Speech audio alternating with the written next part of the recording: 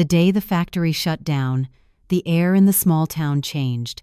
It wasn't just the smell of smoke from the rusting chimneys or the stillness of the conveyor belts. It was the silence that came afterward, a heavy, exhausted silence that swallowed even the sound of the wind. Nisha stood outside the gates of Silverloom Textiles, clutching her apron in her hand like it was proof she'd ever belonged somewhere. Around her, men and women shuffled out with cardboard boxes, some with eyes red from tears, others with blank faces that no longer had the strength to protest. A single white notice was taped to the gate. The words blurred in the fading light, but she had read them enough times to memorize them. Operations are permanently suspended due to bankruptcy. We thank our employees for their years of service. Service, Nisha muttered under her breath. That's what they call it when they take your life and hand you nothing back. For 12 years, she had stitched shirts and uniforms, her hands moving faster than thought, her mind often drifting to her daughter Mina's school notebooks or the rent she had to pay. The factory had been more than a workplace. It was the spine of the town, the reason the grocery stores stayed open, the reason buses ran, the reason children ate dinner every night. When it closed, everything started to fall apart. The first few days after the closure were filled with meetings and whispers. The union tried to protest, but their voices were drowned out by legal notices and government indifference. Promises of compensation packages and alternative employment turned to dust. Nisha's savings ran out within a month. She sold her old bicycle, then her gold earrings, gifts from her wedding that now felt like relics of a different lifetime. Each night, she told her daughter, "Don't worry, Mina. Mama will find something soon." But soon stretched into forever. The landlord began to knock harder on the door. The grocer, once friendly, started to write her debts in red ink. And one evening, when Mina asked if she could still go on the school trip to the zoo, Nisha had to turn away so her daughter wouldn't see the tears in her eyes. That night, she sat on the cracked floor of her one-room house, staring at the flickering candle, and made a decision that frightened her, but also gave her a strange sense of control. She would go to the city. Everyone in the town had their own version of the city. Some said it was where dreams were born. Others said it was where people went to disappear. Nisha had never been beyond the district border. She packed a single bag, 2 saris, Mina's photo, and a little tin of rice. She left Mina with her older sister in the village, promising she'd return soon with enough money to start fresh. The bus ride to the city took 12 hours. The road was long and uneven, and with every bump, Nisha felt her courage shaking. She pressed her forehead to the glass, watching fields turn into crowded buildings, trees into streetlights, silence into noise. When the bus stopped at the central terminal, she was swallowed by chaos, the blaring horns, the smell of fried food, the cries of vendors selling everything from bangles to blessings. She didn't have a plan, only an address scribbled on the back of an envelope, a distant cousin's house in the outer suburbs. Her cousin Rekha lived in a narrow alley where the buildings leaned toward each other like tired shoulders. Rekha's husband worked as a watchman, and their room was barely big enough for 2 people. Still, she welcomed Nisha with a cautious smile. "You'll find work," Rekha said, stirring lentils on the stove. "But the city isn't kind, Nisha. Here, everyone's running, and no one looks back if you fall." Nisha nodded, though she didn't yet understand what that meant. Over the next few weeks, she searched for jobs, tailoring, cleaning, anything. Every morning, she stood at the employment gate where contractors called out names like auctioneers. But most days, she returned empty-handed, her feet blistered and her hope fraying. Once, a man in a crisp white shirt offered her a position at a hospitality center. He said it involved serving drinks and greeting customers, easy work, good money. Something in his smile made her uneasy, so she walked away. But as the days grew longer and the hunger sharper, unease began to feel like a luxury she could no longer afford. One evening, while sitting by the roadside, she overheard 2 women talking nearby. They wore sequined dresses and carried small purses, their laughter too bright for the dusty air. "Club Mirage," one said, checking her phone. "They pay on time. Tips are good too, if you know how to smile." Nisha listened, her heart thudding. The word club carried images she didn't fully understand. Music, dancing, neon lights, worlds far from the factory floor she knew. But the phrase, "pays on time," echoed in her mind like a promise. That night, she lay awake on the thin mat beside her cousin's sleeping family, staring at the ceiling. She thought of Mina, of the school fees due next month, of the emptiness in her wallet. She remembered the way her hands used to move over fabric, steady, graceful, rhythmic. Maybe, she thought, she could learn something new. Maybe work was work, no matter where it was. By morning, she had made up her mind. She took the metro for the first time, her reflection flickering in the glass as the train sped through tunnels.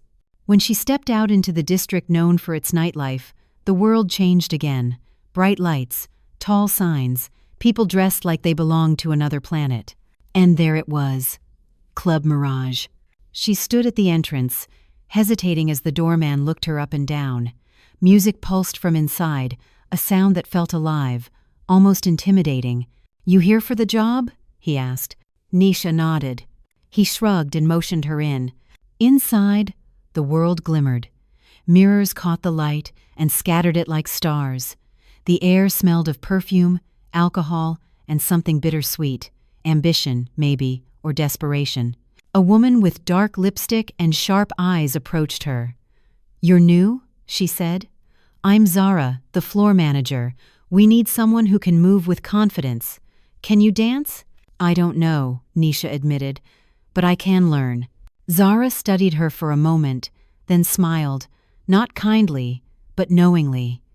"Everyone learns," she said, "especially when they have no choice." Nisha followed her backstage, heart pounding, feeling as if she were stepping into a world that would either save her or swallow her whole. That night, as she watched the dancers move under the lights, bodies shimmering, laughter echoing, she realized that the factory's silence had followed her here. Only this time, it was louder. But somewhere beneath the noise, beneath the music and the masks, she felt the faintest pulse of something new. Not joy, not yet, but maybe the beginning of survival. And for now, that was enough. The first few nights at Club Mirage blurred together in Nisha's memory. The noise, the flashing lights, the heat of bodies moving too close. She wasn't on stage yet. Zara had told her she'd start by watching, learning, cleaning up after hours, running errands for the other girls. "Every dancer starts in the shadows," Zara had said. "You earn your spotlight." At first, Nisha didn't mind. The shadows felt safer. She'd sit on a stool behind the velvet curtain, folding napkins, polishing glasses, pretending not to stare. The music was unlike anything she'd heard, heavy beats that seemed to control time itself. When the dancers took the stage, they transformed. Under the colored lights, they weren't ordinary women with bills and bruised hearts. They were power, laughter, rebellion. The audience, mostly men in suits and tired smiles, watched them with hunger and awe, cheering, clapping, paying for illusions. Nisha didn't understand it, not fully, but she could feel the electricity, the strange confidence that filled the room. Maybe that's what drew her closer. Her first night cleaning the dressing room, she met Lena. Lena was older, maybe in her late 30s, with gold eyeshadow and a smile that looked both tired and kind. "You're the new one," she said, removing her heels and rubbing her feet. "Don't let Zara scare you. She's tough, but she protects her girls." "I'm just here to work," Nisha said softly. Lena laughed. "We all said that. But in this place, work becomes something else." She tossed Nisha a bottle of water. "Keep your heart light. And whatever happens, don't forget who you are outside these walls." It was the first time anyone had spoken to her with warmth since she'd arrived in the city. Days turned into weeks. Nisha started to understand the rhythm of the club, the songs, the customers, and the unspoken rules. She learned when to smile and when to stay invisible. She learned which corners of the room were safe and which were not. Zara began giving her small tasks, carrying trays, greeting customers, and then later joining the girls on the side stage where she would clap and sway with the music. At first, Nisha's movements were awkward.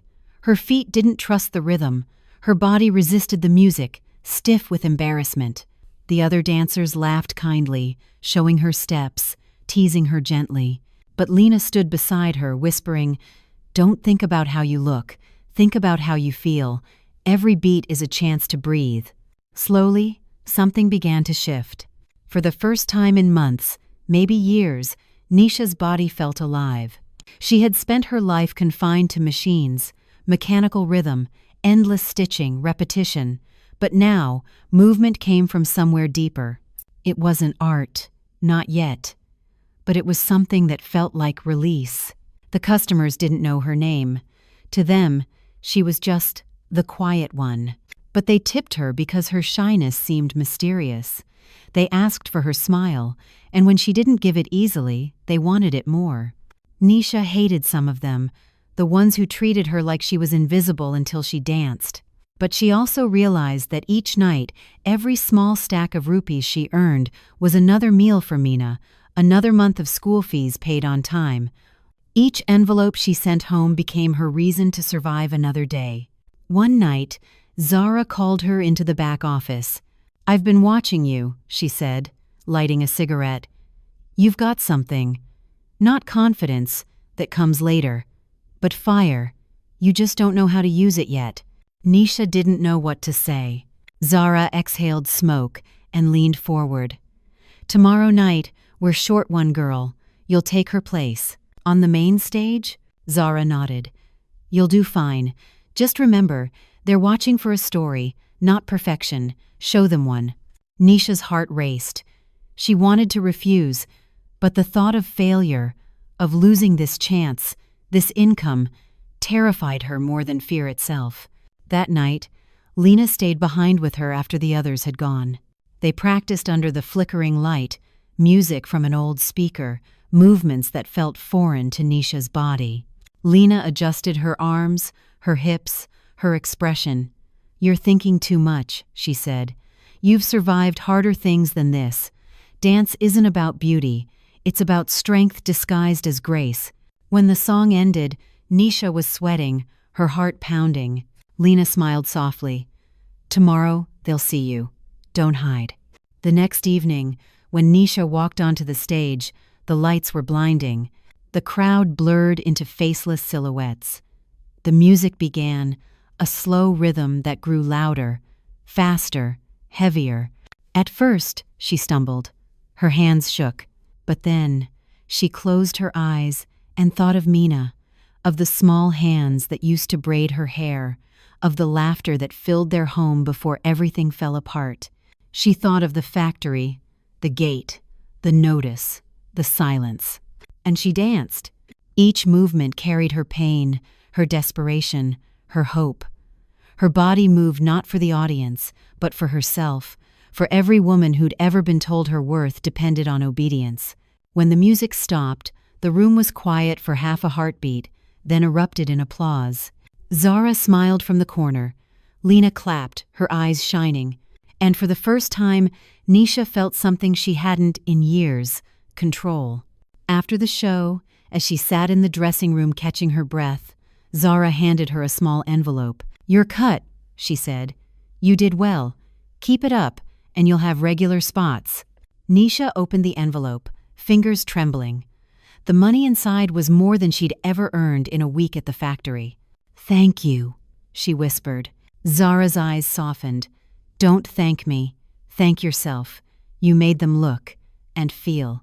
That night, on her way back through the narrow streets, Nisha stopped at a post office and sent half the money home. She wrote a short note to her sister. "Tell Meena her mother found work. Tell her to study hard. I'll come soon." When she dropped the envelope into the box, she felt both proud and afraid. The city had begun to change her, and though she didn't yet know it, she was changing the city too, one dance at a time. The weeks that followed Nisha's first performance were a blur of color, exhaustion, and adrenaline. Her life settled into a rhythm again, though it was unlike anything she'd known before. Days were silent and gray. She slept through the sunlight, the hum of traffic seeping through the cracks of the window in her cousin's small room. Nights, however, were a storm of light and noise.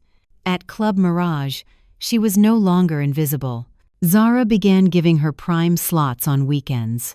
Her face appeared on flyers outside the entrance. Regular customers started asking for her by name. The dancer with the quiet fire, one man called her. And every time she stepped on stage, it felt less like a performance and more like a release.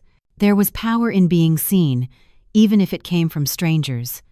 There was power in earning money, not from charity, but from the strength of her own movement, her will. But with power came shadows. The first shadow was envy, not from the crowd, but from within the dressing room. One evening, while she was applying her eyeliner, Nisha overheard two dancers whispering, "She's only been here 2 months, and already thinks she's special. Zara favors her now. Wait until she makes one mistake, they'll replace her like the rest." Nisha looked at her reflection in the mirror. The woman staring back at her wore shimmering clothes, red lipstick, and confidence she didn't always feel. She had changed, not just her looks, but something inside. The shy, anxious factory worker was fading into someone she wasn't sure she recognized. But she couldn't stop now. Too much depended on her continuing. Her earnings grew. She sent money home every month, enough for Mina's school, new clothes, and a proper roof. Her sister's letters came back filled with hope. "You're doing so well, Nisha. Mina's teacher says she's top of her class. She wants to be a doctor one day." Those words kept her grounded. Yet every night when she took off her stage costume and wiped off her makeup, the reflection staring back at her felt hollow, a beautiful mask left behind by someone too tired to dream. Then came Rajiv. He was different from most of the men who came to the club, quiet, well-dressed, always sitting at the same corner table with a glass of soda instead of alcohol. At first, she ignored him. But one night, after her set, he approached her near the exit. "Your dance," he said. "It tells a story, not like the others." Nisha frowned slightly. "Everyone here tells a story. You just have to listen." He smiled, not with arrogance, but with curiosity. "You dance like you're running from something." The words struck her like a chord. She didn't answer. Instead, she nodded politely and walked away. But later that night, lying on her mat, his words replayed in her mind. Running from something. Yes, she was. From failure, from shame, from herself. In the following weeks, Rajiv became a regular presence. He didn't flirt or try to buy her attention like the others. He just talked about books, about music, about his work as a freelance journalist. Sometimes, he asked questions about the club, the working conditions, the dancers' safety, and the management. His tone wasn't judgmental, only observant. Zara noticed his growing interest. "Be careful," she warned Nisha one evening. "Journalists mean trouble. They write what sells, not what's true." But Rajiv didn't feel like trouble. He listened in a way no one else did. And when Nisha talked, really talked, she realized how long it had been since anyone had asked her what she wanted. One night, as they sat in the quiet back alley behind the club, Rajiv said softly, "You don't belong here forever, Nisha." She looked at him sharply. "And where do I belong? The factory's gone. The town's gone. This is what feeds my child." "I know," he said gently. "But you're more than what this place makes you." The silence that followed felt heavier than the music inside. "You sound like my conscience," she said finally, trying to smile. "Maybe I am," he replied. "Or maybe I just see someone who hasn't forgotten how to dream." The next day, Zara called a meeting. A government official was visiting the club, a man known for his wealth and influence. The dancers were instructed to perform their best. Whispers filled the room. Everyone knew what such visits meant. Extra tips, but also extra risk. That night, when Nisha walked on stage, the man's gaze found her instantly. His eyes were cold, calculating, not admiration, but ownership. After her performance, he summoned her to his private booth. "You have talent," he said. "I could get you a place in a bigger club, triple your income." His tone made it clear there was a price attached. When Nisha didn't respond, his expression hardened. Think about it. The city rewards loyalty and punishes defiance. She left the booth shaking, her heart pounding. Later that night, in the dressing room, Zara approached her quietly. Did he make an offer? Nisha nodded. Then refuse him politely and stay invisible for a while, Zara said. He's powerful, but power like his doesn't last forever. Nisha looked at her. How do you live with it, Zara? The pretending? Zara smiled sadly. We all pretend, Nisha. The trick is not to forget which version of yourself is real. As the weeks passed, the tension in the club grew. Rumors spread about investigations, police raids, and bribes. Rajiv asked more questions, his journalist's curiosity sharpening. He wanted to expose the exploitation behind the glamour, the coercion, the harassment, the silence. Nisha, he said one evening, if people knew the truth, maybe things could change. Truth doesn't feed children, she replied bitterly. Money does. He looked at her for a long moment. What if it could do both? The line lingered in her mind. Could she really tell her story? Could she risk everything, the job, her safety, Mina's future, for the truth? But maybe the truth was already waiting to escape, because beneath the music, the dancing, the sequins, she could feel something breaking, not just inside her, but in the walls of the world she'd been forced to survive in. That night when she danced, she didn't perform for tips. She danced for herself again. The rhythm became her defiance, the lights became her shield. And as she moved across the stage, her heart whispered what her voice could not yet say. I may have lost everything once, but not again. Not this time. The city never slept, but that week it felt more restless than usual. Sirens in the distance, gossip swirling in the corridors of Club Mirage, faces that once smiled now looked over their shoulders. Zara's warning echoed in Nisha's mind, stay invisible for a while. But invisibility had never felt harder. After she refused the official's offer, something changed. Her stage slots were reduced, her tips dropped mysteriously, and the floor manager stopped calling her by name. At first, she thought it was a coincidence. But then she noticed how the security guards avoided her, how whispers trailed her like shadows. She had crossed an invisible line, and now she was being punished for it. Rajiv noticed too. They met less frequently now, always in quiet corners, behind closed shutters, where the hum of the city could drown their words. They're isolating you, he said one night. That's what they do before breaking someone. Nisha hugged her arms around herself. They can't fire me. I haven't done anything wrong. Rajiv's eyes were steady. You refused a man who thinks he owns this place. In his world, that's enough. Nisha laughed bitterly. You said once that truth could change things. I don't see it changing anything. He hesitated. Maybe not yet, but it can, if we make it. That was the night he showed her the small recorder. He'd been documenting everything, interviews, payment records, testimonies from girls who'd left the club. I'm building a story, he said. One that could expose everything. The exploitation, the trafficking, the corruption behind the license renewals. She froze. And you want me to help you? I want you to tell your truth. They've silenced too many voices already. For a moment, she couldn't breathe. The weight of his words pressed against everything she'd built.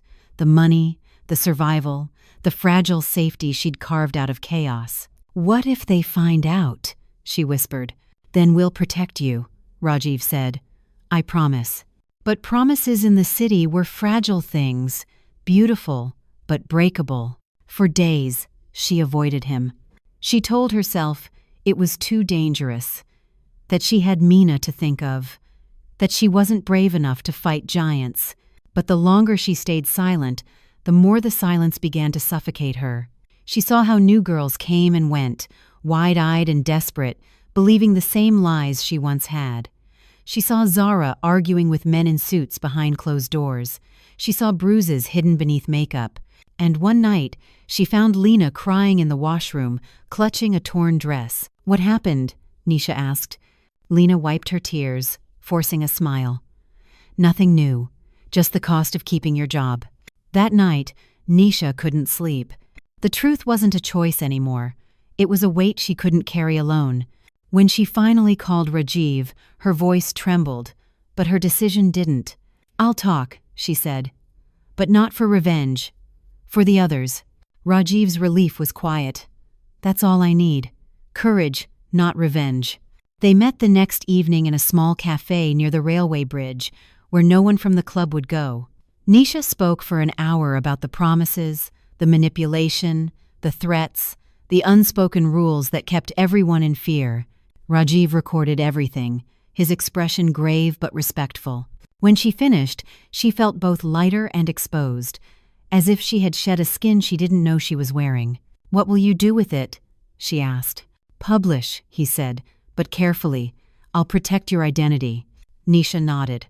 But somewhere deep down, she knew secrets never stayed buried in the city. 2 nights later, Zara called her into the office. The air was thick with cigarette smoke. "Do you know who you are dealing with?" Zara asked quietly. Nisha froze. "What do you mean?" "Don't lie to me." Zara's voice hardened. "I've been warned.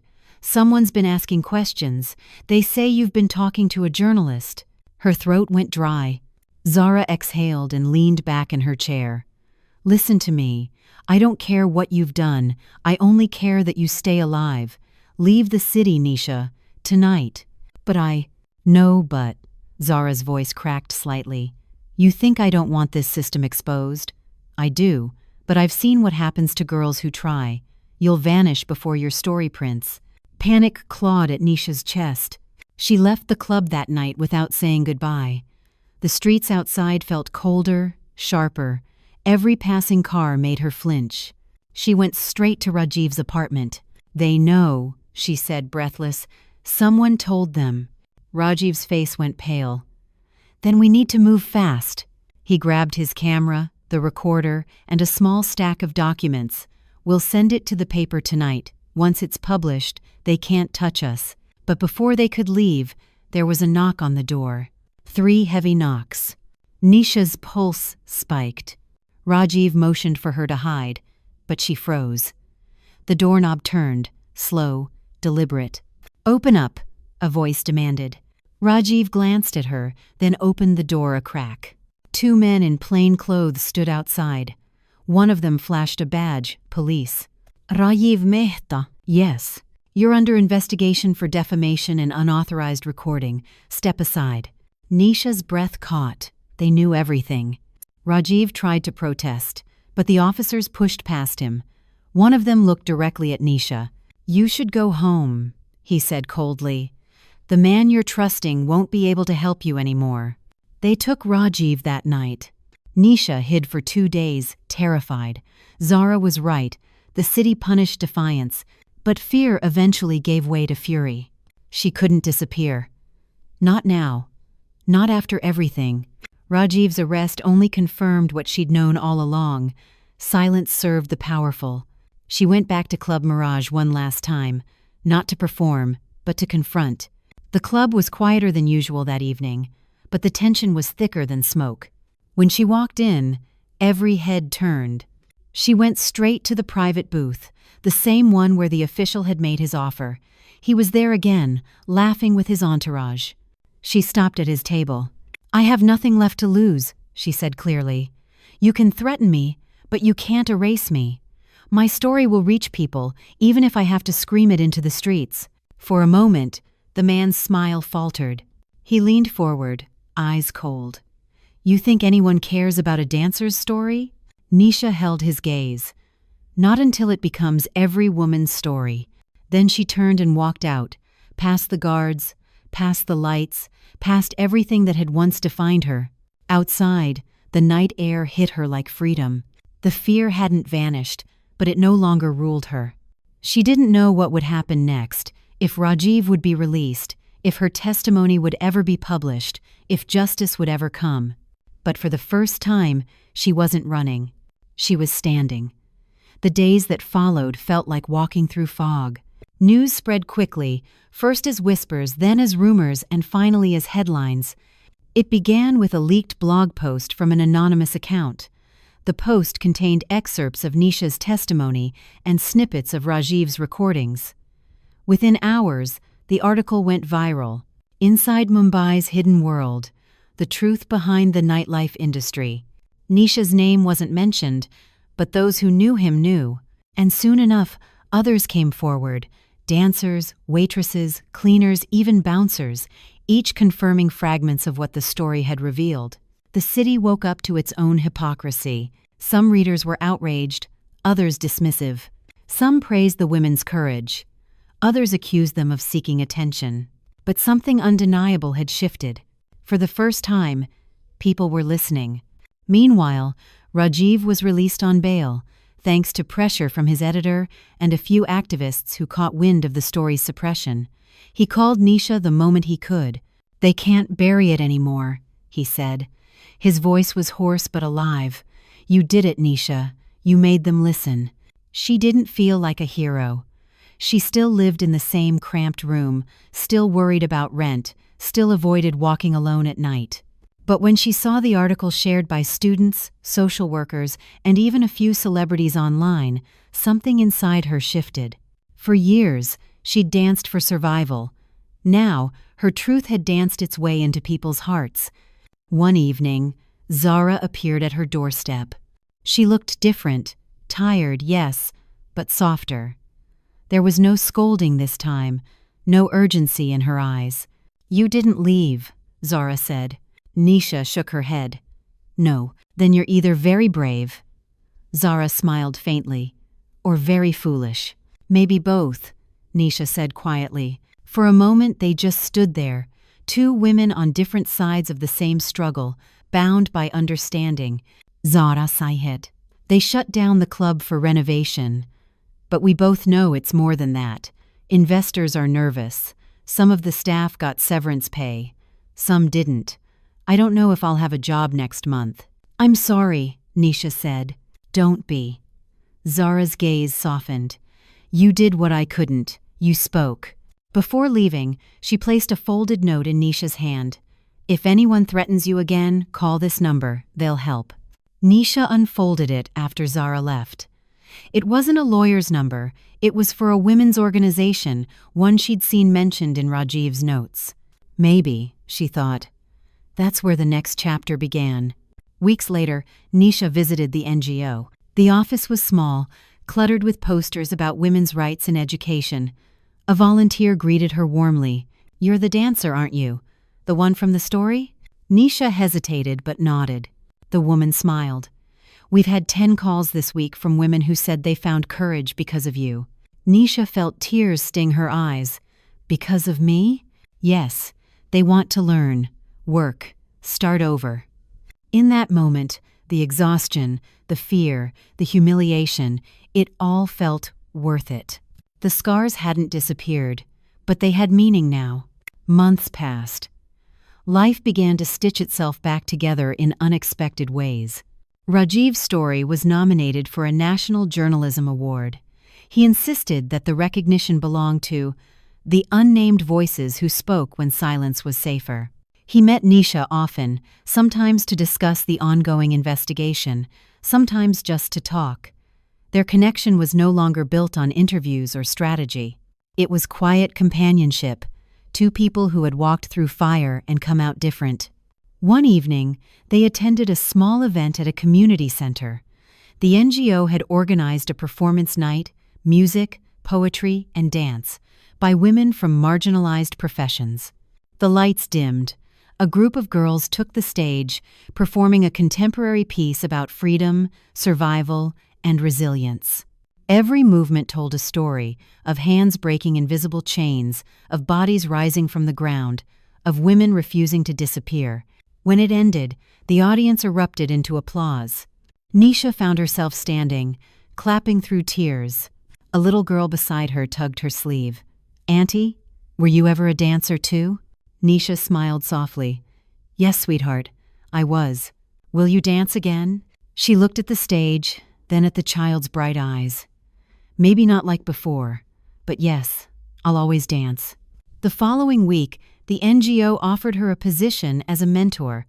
She would help train young women, not in bar choreography, but in movement therapy and performance art. They wanted her to use dance as healing, as self-expression. At first, she was hesitant. What did she know about teaching? But when she stepped into the studio, a wide open hall with mirrors and wooden floors, something in her clicked. She watched as girls of all ages gathered, some shy, some curious, all scarred in invisible ways. Nisha started simply. "Don't think about steps," she said. "Think about stories. Every movement is a story trying to find its voice." As they danced, awkwardly, beautifully, Nisha saw herself in every trembling hand, every hesitant spin. And she realized that art wasn't about fame. It was about reclaiming what the world tried to take away. Months turned into a year. The case against the club's management was still dragging in court, but the public had moved on to other scandals. That's how the world worked. Attention was temporary. But Nisha had built something lasting. Her dance sessions grew popular. Local media covered them.